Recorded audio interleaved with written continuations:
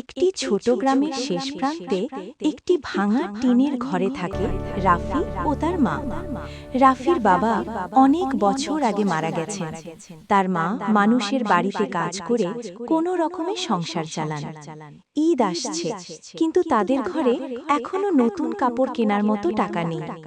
গ্রামের অন্য ছেলেরা সবাই ঈদের জন্য নতুন নতুন কাপড় কিনছে, কেউ পাঞ্জাবি, কেউ নতুন জুতা কিনছে। তারা খুব আনন্দ করে একে অপরকে দেখাচ্ছে। রাফি দূর থেকে তাদের দেখে, কিন্তু তার মনে একটু কষ্ট হয়। এক রাতে রাফি দেখে তার মা চুপচাপ বসে আছে। মা বললেন, বাবা, এইবার হয়তো তোকে নতুন কাপড় দিতে পারবো না। মায়ের চোখে পানি চলে আসে। রাফি মাকে জড়িয়ে ধরে বলে, মা, আমার নতুন কাপড় লাগবে না, তুমি থাকলেই আমার ঈদ।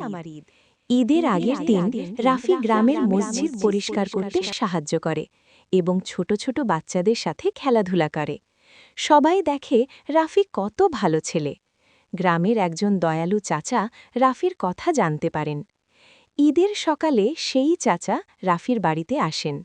তিনি রাফির জন্য একটি সুন্দর নতুন পাঞ্জাবি ও জুতা নিয়ে আসেন। রাফি খুব অবাক হয়ে যায়।